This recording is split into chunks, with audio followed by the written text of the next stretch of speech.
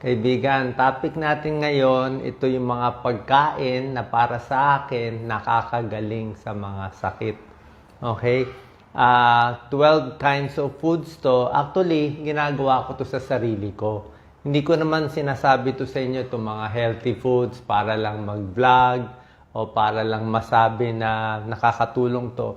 Explain ko lang po sa inyo. Ako po, isa akong internist, isa akong cardiologist. At nag-aral pa ako ng Masteral in Public Health. So, 18 years ako nag-aral. Total ko, 18 years ako nag-aral ng medisina. At pag nag-aaral ka ng medicine, lalo na pag internist, cardiologist, tinuturuan kami lagi anong gamot para sa anong sakit, di ba? Ano pinakamagandang medical studies. So, anong gamot balagyan natin sa ulcer, sa sakit sa puso. Tama naman yun. Diba? Kaya lang, ang goal ko kasi, gumaling yung pasyente at gumaling din ako.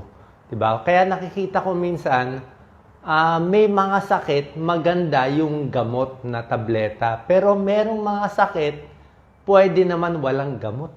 Actually, maraming sakit, nakita ko, pwede walang gamot. Kasi ako mismo nakaramdam nito, hindi ko na tinignan ko sa sarili ko, mas okay ba yung gamot?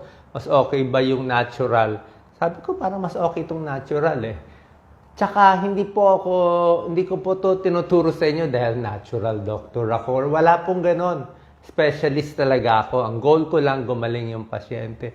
So, magtataka kayo, bakit si Doc Willie, specialista, nagtuturo siya nitong mga gamot-gamot na to? Kasi, nitong mga pagkain, kasi ito talaga ina-apply ko sa sarili ko. Okay? Ito talaga ina-apply ko. Like, for example, meron akong irritable bowel syndrome. Sobra sakit yung irritable bowel syndrome. Pumunta ako sa espesyalista, mga kaibigan ko. Sasabihin, malala na yan tiyan mo, baka may lymphoma ka, papabarium exam natin. Ito may gamot sa irritable bowel. Alam niyo yung gamot sa irritable bowel syndrome, mas maraming pang side effect. Ang daming side effect. Kasi nga, medyo bago yung sakit, hindi swak yung gamot eh. Kaya in-adjust ko lang yung pagkain ko. Mas okay pa sa akin. Sa mga nervyos, anxiety, actually, mas maganda rin madalas itong mga natural. Nasubukan ko na rin yung mga pamparelax na gamot. Hindi siya, pwede mo inumin, pero hindi mo siya pwede inumin pang matagalan. Meron akong heartburn. Paghiga, kailangan nakataas ako. Diba? Ang daming gamot sa heartburn. Diba? Mga esomeprazole, ranitidine, lahat yan. Hindi mo maiinom lagi yung mga gamot na yon kasi hindi maganda. Pag matagal, pwede 1 week mo inumin. Pag matagal, may mga side effect. Alam rin naman ng doktor yan na may side effect. Inumin mo ng 1 month, baka humina buto mo. Maraming mga possible side effect. Kaya nakita ko, na-a-adjust naman pala sa pagkain. Explain ko lang konti na lang para maintindihan nyo, lalaliman ko lang konti. Hindi ko sinasabi mali yung mga ibang doctors gusto magreseta. Okay lang eh. Yung kasi ang training eh. Yun ang training. Pero ang problema ganito. Siyempre, pag pumunta ka sa doktor, kailangan resetahan ka ng gamot eh. Pwede ba pumunta ka sa clinic ng doktor, sabi niya, kumain ka ng ampalaya, kumain ka ng saging, pwede na yan. So, diba sasabihin mo, walang kwenta to, hindi ako magbabayad. So may konting tendency, syempre, kailangan magreseta.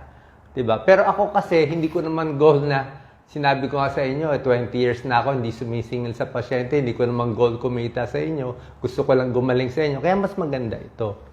Pagdating naman sa mga gamot, syempre, ang drug company, negosyo yan di ba? May gamot sila, negosyo. So, gagawa sila ng gamot, bebenta nila sa inyo para kumita, para din tumulong.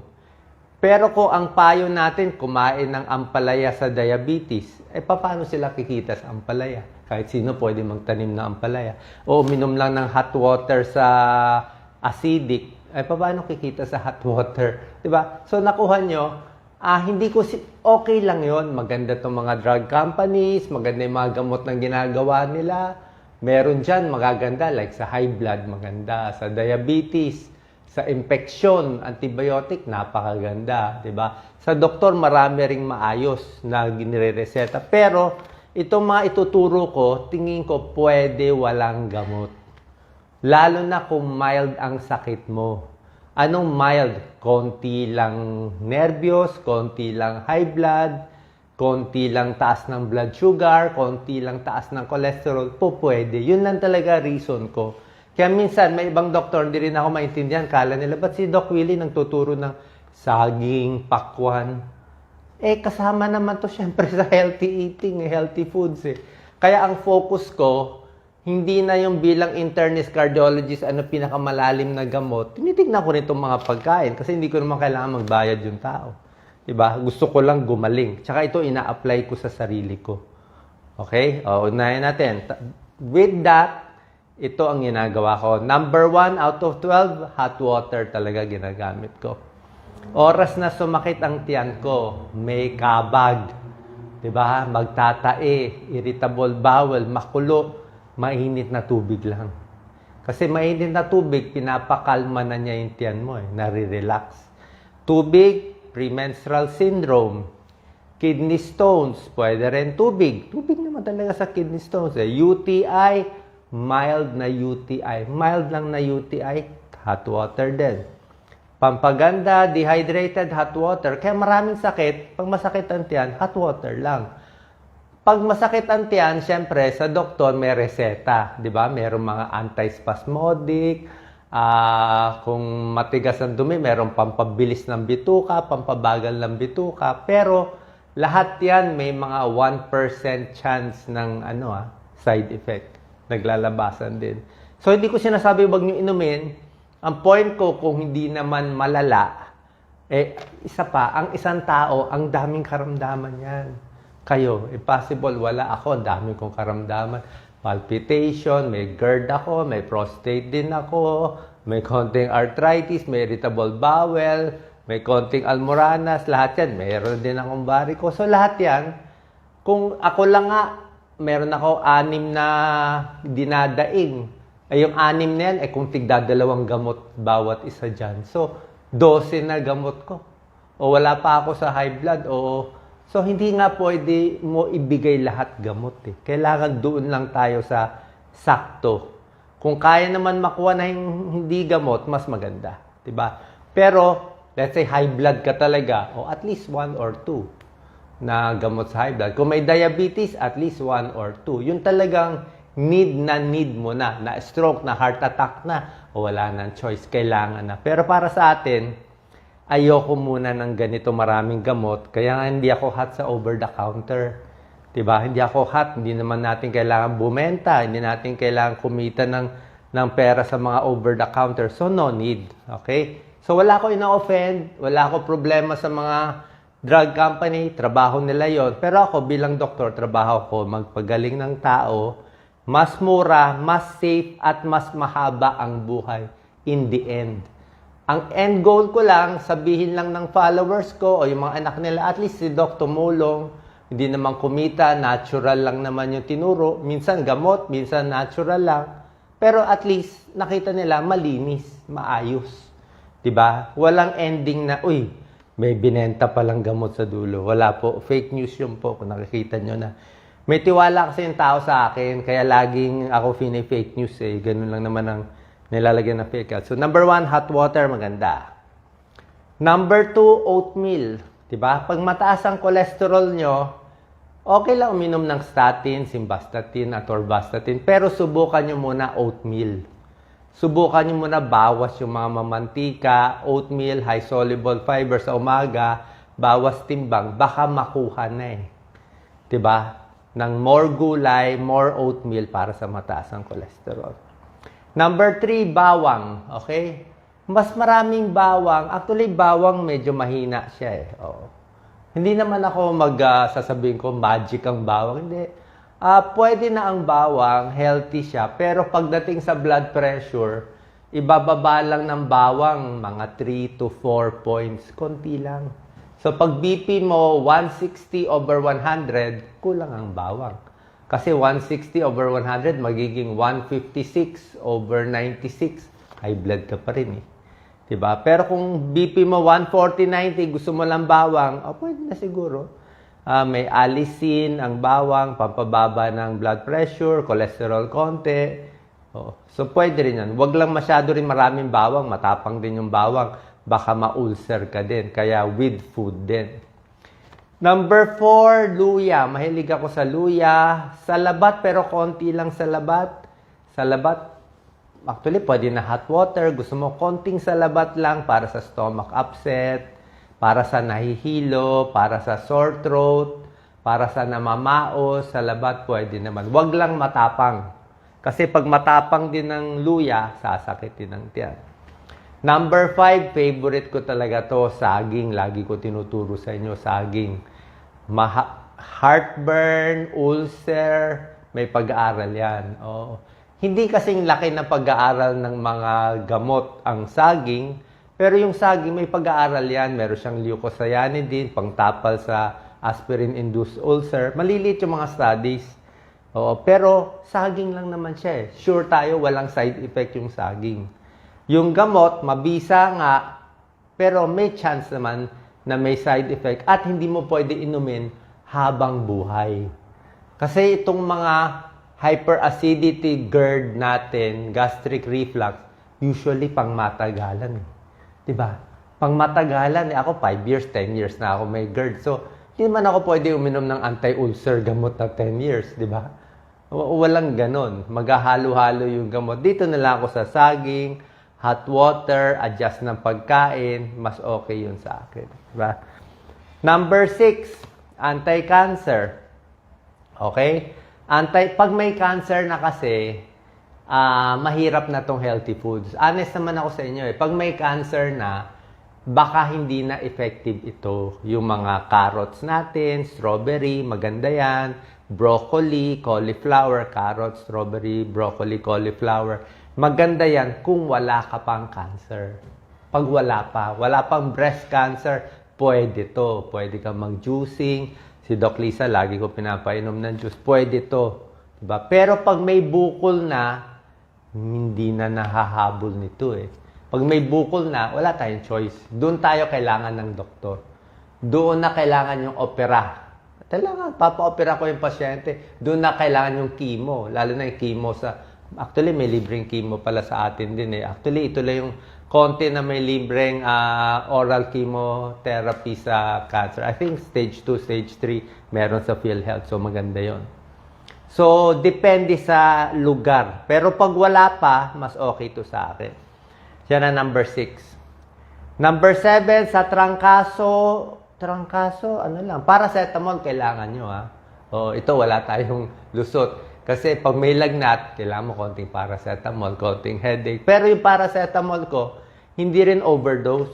Hindi rin yung, pwede naman every 4 hours, pero hindi ko every 4 hours yung paracetamol. Magiging 6 times a day yun. Medyo marami yun eh. 500 mg, 6 times. Siguro, pag hindi malala yung lagnat, mga 3 to 4 times a day na paracetamol, pwede na. Ayaw ko rin overdose ng paracetamol. Diba? Merong mga liver problem na sosobrahan din. Doon lang sa tamang dose. Ang point ko, pag malala ang sakit, malala, serious, di dalhin sa ospital, bigyan ng maraming turok, walang problema, malala. No choice eh. Pero kung hindi naman malala, no need. Diba? Kung hindi naman ganun kalala, konting lagnat, diba? Di chicken soup, vitamin C sa mga citrus fruits, orange, dalandan, pwede. Pagdating sa vitamins, okay, number 7, stop ko lang konti. Pagdating sa vitamins, anong stand ko? Ako kasi, hindi ako ganun kahat sa vitamins. Ba't ako hindi ganun kahat? Minsan, uminom ako ng vitamin C, zinc, calcium. Paminsan-minsan, siguro 2 to 3 times in a week. Bakit hindi ako hot uminom nito na araw-araw, ang dami nagbebenta niyan? Kasi wala pa po, ulitin ko, wala pa talagang pag-aaral ako nakikita na magandang medical studies na nagsasabi, pag uminom ka ng vitamins, hahaba buhay mo. Wala pa eh. Sana meron. Kung meron magsasabi, iinom ka nitong multivitamin, hahaba buhay mo, proven, iinumin ko yun. Diba? Pero wala rin naman nagsasabi, pag uminom ka ng vitamin, mas maaga ka mamamatay. Wala rin naman ganun. So, okay lang. Uminom kayo ng multivitamin, baka may tulong, baka wala. Pero, hindi ako ganun kahat doon. Kasi hindi siya proven eh. Hindi siya proven. Yung ibang kababayan natin, inom na inom, kala nila yun na ang magic. Hindi. Inumin mo man, lagay mo man sa swero yung vitamin, walang pag-aaral eh. Nothing to show eh. O, tinitingnan ko palagi. Who knows in the future. Pero, ang may pag-aaral na nagpapahaba ng buhay, nagpapakonti ng cancer, ang proven talaga. Proven to, pagkain. Gulay, di ba? Gulay, isda, talaga nagpapahaba ng buhay. Vegetarian, mahaba buhay. Seventh-day Adventist, mahaba buhay. Yung sa Japan, yung mga lugar na mga, ano ba sa Japan? Puro gulay, puro tofu. Sila yung mahaba ang buhay, di ba? Mahina sa karne, mahina sa taba. Yun ang mahaba buhay. Proven yun. Yun ang proven. Di ba? Bakit? Kasi yung pagkain na healthy na kinakain natin, nandun na yung vitamins eh. Magaling kasi ang Diyos kung sino man gumawa nitong mga pagkain natin. Palagay natin, saging, mansanas, kamatis. Ang laman naman ng saging, mansanas, kamatis, hindi lang vitamin C, hindi lang lycopene, hindi lang yan. Marami pang secret na sangkap. Yung nag-imbento nito, yung Diyos na gumawa niya, na nakalagay sa loob ng pagkain na hindi natin alam. Diba? Unlike yung vitamins na tableta nyo, vitamin lang siya. Pero marami pang secret na dagdag eh. Para tong garlic, may allicin. Bananas, may leucocyanidin, nagiging tryptophan, antidepressant pa yon. So marami pang secret sa loob na hindi pa natin na-discover. Hindi lang pinag-aaralan tong pagkain, itong mga foods, hindi siya ginagawa ng medical studies kasi nga hindi siya pagkakakitaan. Diba? Eh kung na-prove natin na ang saging maganda sa ganitong sakit, eh sino makikinabang? Wala. At kahit sino pwede magdanim ng saging. Pero sa Amerika may pag-aaral.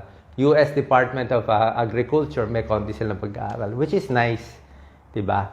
Number 7. So number 8, sa anemic, maputla. Maraming kababayan natin, anemic, green leafy vegetables lang. Yung mga mumurahin natin green leafy vegetables, atay, pwede rin naman atay. Lahat yan, pampataas ng iron. Okay? Number 9, mansanas, napakaganda. An apple a day keeps the doctor away. High fiber, may vitamin C. Apple, may pag-aaral yan. Bawas cancer, bawas cholesterol, bawas diabetes. O, tayo kasi bakit nagkakasakit tayo? Eh, gusto natin lagi fast food eh. Mahilig ako sa fast food, pero pinipigilan ko lang, let's say, gusto ko chicken with rice. Masarap, di ba? May gravy, kaya lang hindi pwede puro ganun. Tingnan nyo yung dami ng asin ng chicken na breaded. Sobra dami. Sobra dami. Yung mga fast food chicken, magugulat ka, almost 900 milligrams of salt eh. Kaya sabi ko nga, bakit 900 milligrams? Nung nilasahan ko, ang alat talaga. Eh, nagluto na lang kami sa bahay ng fried chicken. Magluto kayo sa bahay ng fried chicken. Ano lasa? Matabang. Kasi bahay eh. Pero doon nga, pag fast food, nako, lalo na yung daming breading, sobrang gusto ko yun. Kaya lang, very high salt eh. Kaya hindi healthy. Kaya nga, kahit paulit-ulit sinasabi, yung fast food, nakakataas ng high blood, nakakataas ng cholesterol. Eh, masarap, pero kaya nga binabawasan ko. Kasi nga, pag titingnan mo talaga, pwede kainin pa minsan-minsan, pero hindi siya talaga healthy. Pero yan ang gusto ng kababayan natin. Yan ang problema. Diba? Number 10. Para akong sirang plaka dito. Number 10, fatty fish. Yan, mga tuna, tamban, hasa-hasa, salmon, mahal eh. Bangus, pwede na yan. May omega-3 fatty acids, di ba? Isda, maganda rin. 3 to 5 times a week, proven yan. Sa puso, palpitation, pampababa ng cholesterol. Omega-3 fats para sa Alzheimer's, iwas dementia. Maganda. Tsaa, number 11, green tea. Maganda ang green tea. Green tea may pro, may con. Green tea, ang good is anti-cancer. Good for the brain. Ang problema lang sa green tea, medyo mataas ang caffeine. Kaya medyo magpapalpitate. Chamomile tea lang. Gusto ko yung pamparelax eh. Mabango. Marami tayong mga sariling local na Pinoy tea. Okay na rin. Wala namang problema. Pero ito kasi may konting pag-aaral itong mga mga tea na to. Kaya mas maganda nga sana pag-aralan pa more ng DOST, parang ginawa ni Juan Flavier, may 10 halamang gamot. Imposible naman 10 lang halamang gamot natin. At least gawing 30 o 40 na halamang gamot. Kasi nung ginawa yan ni Senator Flavier, DOH Sec Flavier, yung halamang gamot, I think per gamot, gumastos sila ng mga 10 to 20 million para lang mapatunayan. So ngayon, baka hindi na 10 to 20 million. So budget yun. Pero kita mo naman, dahil nagawa yon, marami natulungan yung mga sambong at iba pa. Number 12, last, green leafy vegetables. Ito talaga pampahaba ng buhay. Nababawasan ang cancer by 3 to 10%. Ito may pag-aaral. Walang rereklamo na doktor dito. Proven to. Kangkong, malunggay, talbos, spinach, ampalaya, okra, lahat po yan. Okay? So, iwas bowel cancer, pampahaba ng buhay, at yan po talaga healthy. Other tips, very important, mas kumain sa bahay. Okay? Bawas mantika, bawas asin. Takot na rin ako sa asin. May konti na akong manas malinis na pagkain para hindi magtatae. Maraming tubig, 8 to 10 glasses. Walang masama sa maraming tubig. Diba? Kailangan mo yan. Tama ko ba? Pag nagkakaedad, parang mas gusto ko more water. Mas mabilis dumilaw ang ihi for some reason. Okay? Tubig lang. Pati gout nga, mababawasan Pati uric acid mo, mababawasan nga sa tubig. More exercise, lakad-lakad, lalo na konting bigat, konting weights. Bawasan yung food intake, bawas kanin, dami-damihan yung ulam. So, bawas food intake, bawas timbang, mas mahabang buhay. Yun lang talaga ang proven sa ngayon.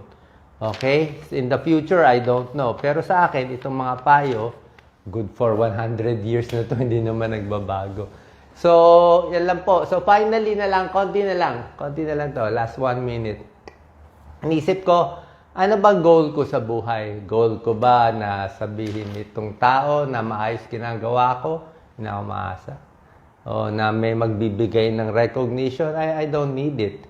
Ang goal ko lang naman na mapakita sa tao na, uy, tama pala sinasabi. Paggamot, lagi ko kayo tinuturuan ng gamot. Meron akong amlodipine, losartan, angioplasty, bypass. Lahat yan tinuturo ko. Kailangan operahan. Pero pag hindi naman malala, tuturo ko rin itong mga pagkain na mas okay pang matagalan. Kaya sana naintindihan nyo bakit mas konti nagpo-focus dito sa mga foods. Yung iba naman kasi, puro foods na lang ang gusto, galit sa gamot. Hindi naman pwede ganun. Hindi rin pwede. May appendix ka, o pwede ba hindi magpa-opera? Hindi po pwede.